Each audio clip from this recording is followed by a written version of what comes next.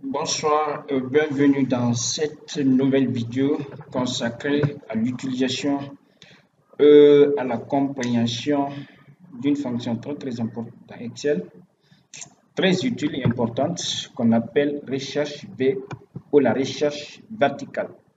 C'est une fonction qui nous permet de rechercher une valeur dans la première colonne et à gauche d'un tableau. Puis elle affiche le contenu de la cellule qui se situe sur la même colonne. Et voilà, ici nous avons un tableau là. C'est ici nous allons effectuer notre recherche V. C'est ici où nous allons appliquer. C'est ici notre base de données. Et l'objectif, à chaque fois qu'on sélectionne un matricule là, voilà, les matricules sont là. À chaque fois on sélectionne un matricule, qu'on puisse avoir toutes les autres informations qui correspondent au matricule sélectionné. Donc, dans un premier temps, nous allons faire une liste déroulante pour inclure dans cette cellule tous les matricules de toutes les personnes inscrites dans ce tableau. Et dans un deuxième temps, nous allons effectuer une recherche V pour ramener d'abord le nom de la personne, le prénom plutôt, son nom, ainsi de suite. Tout ça là, toutes ces cases-là ou toutes ces cellules-là seront remplies à travers la fonction recherche V ou la recherche verticale. Et sans plus tarder, je vais cliquer dans cette cellule où je veux faire une liste déroulante. Puis je viens dans l'onglet données, validation de données, puis validation de données. Ici, je vais autoriser une liste, celle-là, et je viens indiquer la source de ma liste. Je sélectionne tout, les matricules, je sélectionne tout, et puis je clique sur OK. Bien. Donc ici, j'ai tous les matricules. Donc mon objectif est qu'à chaque fois que je clique sur un matricule ici, directement que je puisse avoir toutes les autres informations qui correspondent au matricule sélectionné. Et sans plus tarder, je vais utiliser la fonction recherche B égale à recherche B. C'est là, je clique dessus. Quelle est la valeur cherchée ici? La valeur cherchée, c'est notre matricule. Matricule qui est là. Je clique dessus. Je vais essayer de figer le matricule pour le rendre absolu. Je fige la référence du matricule pour la rendre absolue, cette référence. Point virgule, table matrice ou mon tableau de recherche, c'est ici. Je vais sélectionner tout ce tableau. Je sélectionne tout le tableau. Bien. Et puisque j'avais déjà donné un nom à ce tableau, c'est ça, base de données, j'ai abordé ce sujet dans une de mes vidéos appelée nommer des plages. Donc tout ce tableau, je lui ai donné un nom, base de données. Je peux même cliquer sur le chat pour annuler. Je vais dire égal, sans aller sélectionner le tableau, je peux juste me servir de ce nom, recherche bien, valeur cherchée ici, point virgule, au lieu d'aller sélectionner ce tableau, je vais directement appeler le nom que je lui avais donné, base de données. Voilà, c'est la base de données. Je sélectionne automatiquement le tableau de l'autre côté et sélectionner, point virgule, numéro index colonne. Colonne que je veux se trouve à la combienième position dans ce tableau base de données. C'est ça le numéro index colonne. Ici, je veux dans un premier temps ramener le prénom de la personne. Et je sais très bien que dans ce tableau, ce prénom-là est situé à la deuxième colonne, ou se trouve dans la deuxième colonne du tableau. Dans ce cas, après avoir mis point virgule, je mets 2. Cela veut dire que je veux l'information qui se trouve dans la deuxième colonne, ici, qui est prénom. Point virgule. Correspondance ou valeur proche, c'est-à-dire l'information que je cherche qui est prénom, est-ce que je veux exactement son prénom ou bien l'information approximative, au cas où peut-être je ne trouverai pas prénom. Quelle est l'information que je veux? Mais le plus souvent, c'est valeur exacte ou 0. Je sélectionne. Et c'est fini. Je ferme la parenthèse et puis je tape Entrée. Si je n'ai pas fait d'erreur, ça doit m'afficher directement le prénom de la personne. Voilà, Mamadou 2. C'est ça le matricule, le prénom du matricule 002, S002. Et quand je sélectionne un autre matricule, par exemple S006, ça correspond à Fatima. Donc mon objectif est d'afficher toutes les autres informations, à savoir nom, prénom, statut, commune, civilité, salaire et ainsi de suite. Puisque j'avais déjà figé ici, c'est déjà figé, je vais figer la référence, le matricule là. Je vais essayer d'incrémenter cette fonction sur toutes les autres cellules. J'incrémente et c'est fini. Ça, c'est répété. C'est le même nom ou la même information qui est répétée. C'est normal puisque l'index n'a pas changé. C'est pourquoi dans toutes les cellules, on nous affiche le contenu de la colonne 2 qui est 2. Donc, ce que nous allons faire ici, puisque déjà la référence ici, qui est la B2, est figée sur le matricule, on va juste essayer de modifier ici l'information qui se trouve dans la colonne de l'index ici. Donc, ici, au niveau du prénom, je vais venir vérifier ici, c'est bel et bien la colonne numéro 3. Donc, le nom se trouve dans la colonne numéro 3. Service 4, 5, 6, 7, 8, 9, 10, 11, jusqu'à 11 colonnes. Donc, au niveau du nom, je clique, je vais juste modifier. Je mets 3. Pour ne pas reprendre encore la fonction recherche V, je vais juste modifier l'index et quand je tape Entrée, automatiquement j'ai le nom de la personne. Je clique encore. Au niveau du service, je vérifie l'index colonne. C'est 4, je passe 2, je mets 4, bien automatiquement, RH, son service, colonne suivante qui est statut, c'est la 5e colonne, j'espère, je mets 5, et automatiquement j'ai le statut de la personne ou de l'employé. Ensuite, colonne suivante qui est commune, j'espère bien c'est la 6e colonne, je mets 6, automatiquement j'ai la commune de la personne, civilité, 7e colonne, de la civilité ou le genre de la personne, sexe, salaire, je vais connaître son salaire qui se trouve à la 8e colonne, certainement. Ensuite, date de naissance, c'est la 9e colonne. Ensuite, date, il m'a affiché le numéro de série de la date, je vais essayer de transformer ça tout à l'heure. Date de sortie qui se trouve certainement à la 10e colonne, bien. Enfin, jour restant, c'est la 11e colonne, si je ne me suis pas trompé. Bien, donc, quand je reviens changer de matricule, par exemple, je prends le matricule S010, et voilà, j'ai toutes les informations qui correspondent au matricule S010. Bien, et puisqu'ici, date d'embauche, j'ai un chiffre qui est là, je vais sélectionner, et je formate ce contenu pour que la date exacte apparaisse. Donc ici, soit je prends date courte ou date longue. Je préfère prendre date courte. Bien, c'est modifié. Jour restant, oui, ça je laisse ça. Monétaire, je vais mettre les séparateurs des milliers et je change de format. Je vais mettre format monétaire et je prends GNF, franc guinéen. Sélection euro décimal, je clique sur OK. Je peux même sélectionner tout le contenu. Je vais faire un peu de mise en forme. Attention. Bien, j'augmente un peu la taille. Voilà, super. Et voilà. Je vais essayer même d'élargir. C'est bon ici. Et à chaque fois, je change encore. Je vais encore changer. Je prends une autre information ou bien un autre matricule. Voilà. Voilà. Donc, voilà l'objectif de ce premier exercice. Je vais encore venir là, notre deuxième exercice. Ici, nous avons un tableau des commerciaux ici. des agents commerciaux.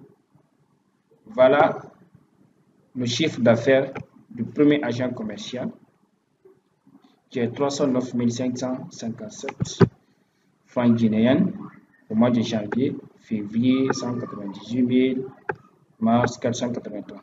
Donc nous allons à chaque fois, à chaque trimestre, essayer de calculer la somme de l'agent commercial. Ici, dans cette deuxième feuille pour ce deuxième exercice, nous allons combiner deux fonctions, à savoir la somme et la recherche V. La fonction somme va essayer de nous faire la somme de ces trois, mais c'est là ce que nous allons rechercher ici. Nous allons combiner fonction somme et fonction recherche. Chacune a son rôle à jouer. Et sans plus tarder, on va d'abord commencer par la fonction somme. Je veux faire la somme. Mais quoi? Dans un premier temps, je veux faire la somme de ces trois trimestres. Et je vais appeler la fonction recherche pour qu'il aille me rechercher l'information qui est là, qui sera ma valeur cherchée. Et je vais lui donner les positions de ces trois colonnes-là. Et puis directement, la fonction somme va essayer de les additionner. Donc après avoir mis somme, je mets recherche V. Recherche V. Quelle est la valeur cherchée ici? Et ça, c'est Ousmane. La référence B8. Je peux figer cette référence F4. Point virgule. Table matrice ici. Ici, je veux associer trois colonnes. Donc, pour indiquer ça, puisque c'est une matrice, je vais essayer de la mettre, cette matrice, entre accolades. J'ouvre d'abord l'accolade à travers Alt GR plus 4. J'ai ouvert les accolades. Je vais lui donner index. Mais bien avant cela, excusez-moi, je vais d'abord lui donner le tableau de recherche. Voilà, table matrice, excusez-moi. Table matrice ici, c'est ce tableau-là. Je lui donne ce tableau. C'est dans ce tableau où je vais mener ma recherche. Et ce tableau également, je vais essayer de le figer en cliquant sur F4. Bien. Point virgule. Au niveau de nos index colonne, numéro index colonne, je veux une matrice là, puisque je vais associer ces trois colonnes-là, janvier, février, mars. Et leur position, par rapport à la première colonne du tableau, janvier se trouve à la troisième colonne, février, quatrième, et mars, cinquième. Et c'est ce que je vais indiquer ici, puisque ça soit compris par la fonction. Et pour cela, je vais ouvrir les accolades. En cliquant sur Alt G 4, l'index de la première colonne, c'est 3. Point virgule. Deuxième colonne, c'est 4. Point virgule. Troisième colonne, c'est 5. Donc, la recherche va partir chercher le contenu de ces trois colonnes. Ensuite, la fonction somme va essayer de les additionner. Je ferme les accolades à travers toujours ATGR plus, la touche plus ou égal, la touche sur laquelle il y a plus et égal. C'est fini. Point virgule, valeur proche, je veux le contenu ou l'information exacte. Je ferme la parenthèse de la fonction recherche V et puis je ferme la parenthèse de la fonction somme. Mais attention, puisque c'est déjà une matrice, c'est une formule matricielle que nous avons faite comme ça, on ne va pas taper directement la touche entrée. On va plutôt faire la combinaison des touches CTRL, SHIFT, puis entrée, puisque c'est une fonction matricielle. Donc, je fais CTRL, touche CTRL dans un premier temps, ensuite SHIFT, et puis je tape entrée. Et automatiquement, il me fait la somme de ces trois colonnes. Janvier, février, mars. Lorsque nous faisons la somme de ces deux, je sélectionne les trois plutôt. Effectivement, en bas, nous avons ici, en bas, ici.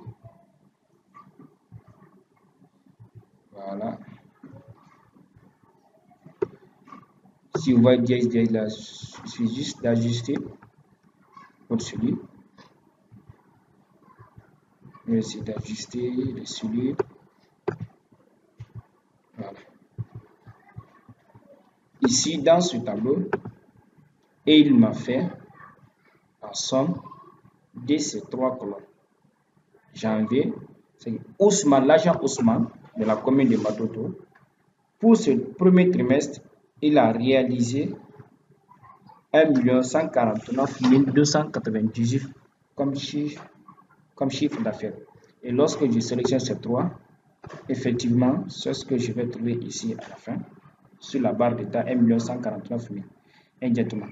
Et je vais reprendre la même formule pour le deuxième trimestre avant d'incrémenter les autres pour plus de compréhension. Et même quand je change ici de l'agent, je prends par exemple Mariam et nous avons automatiquement pour le premier trimestre le chiffre d'affaires de l'agent commercial. Je vais reprendre la même formule pour le deuxième trimestre, toujours égal en somme. Je commence d'abord par la fonction somme qui ferait la somme, mais selon ce que la recherche V va lui donner comme contenu. Donc, je sélectionne recherche V. Quelle est la valeur cherchée ici? C'est ici l'agent commercial, son nom, qui est utilisé ici comme recherche, la valeur de recherche. Point virgule, tableau de recherche ou table matrice, c'est tout ce tableau-là. Je sélectionne tout le tableau et n'oubliez pas de verrouiller le tableau, c'est très important en cliquant sur la touche F4. Je viens encore verrouiller ici la référence qui est là. Je vais essayer de la verrouiller en cliquant également sur F4. Ensuite, je continue. Numéro index colonne. Puisque également c'est une matrice, le deuxième trimestre, c'est à partir du mois d'avril. Avril, mai, juin. Ce sont ces 3 colonnes-là que je veux associer. J'ouvre encore les guillemets puisque c'est une matrice. En cliquant sur ATGR plus 4. Et je lui donne l'index de 3 colonnes que je vais utiliser. À savoir, par rapport à la première colonne, 1, 2, 3. Janvier déjà la 3e colonne, 4e colonne, 5e colonne. Donc 6, 7, 8. J'écris 6, 7, 8, c'est bon, je ferme les accolades, c'est fini. C'est le contenu de ces 3 colonnes-là que j'ai besoin. Point virgule, valeur cherchée ici, je veux l'information exacte, faux ou 0. C'est fini. Je ferme la parenthèse de la fonction recherche, c'est fini. Je ferme ensuite la parenthèse de la fonction somme.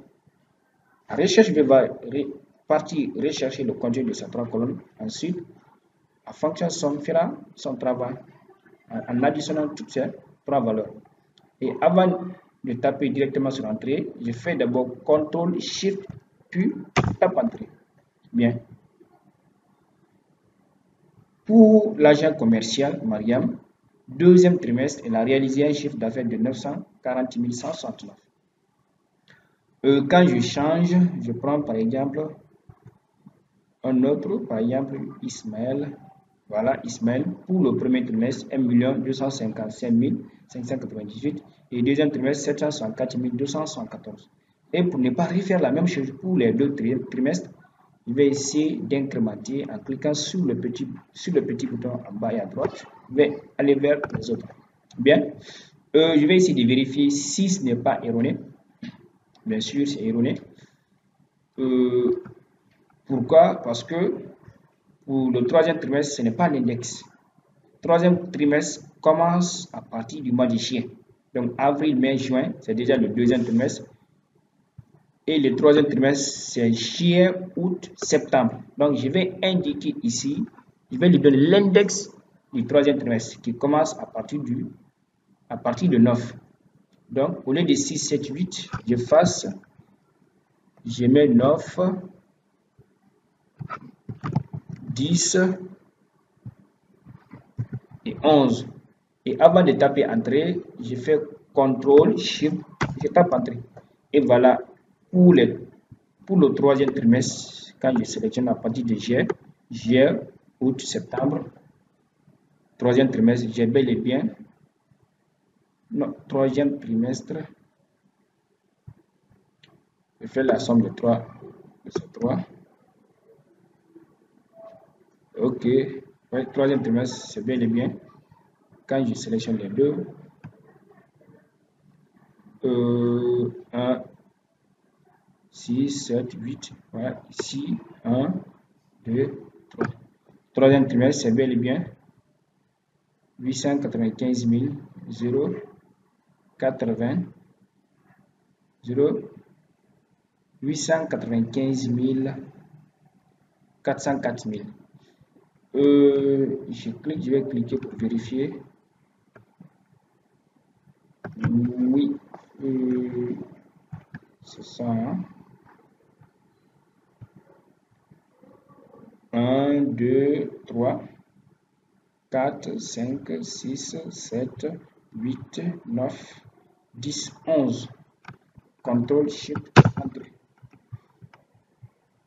Sélectionne encore les 3. Voilà. En somme, 1 232 000. Je ne sais pas pourquoi.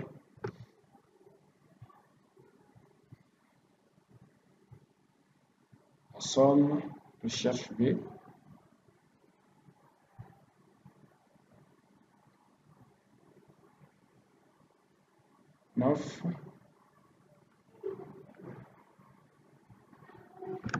CTRL SHIFT Entrée. Je vais encore vérifier. À partir d'ici, c'est 9, 10, 11. Déjà ici, ça c'est 3, 4, 5, 6, 7, 8, 9, 10, 11. Et quand je sélectionne le 3, normalement, 750 000. Oh, ok, je vais continuer sur ici. Je vais voir qu'est-ce qu'il y a. Toujours, je vais modifier. Au lieu de c'est 9, 10, 11. Donc, je mets ici 12.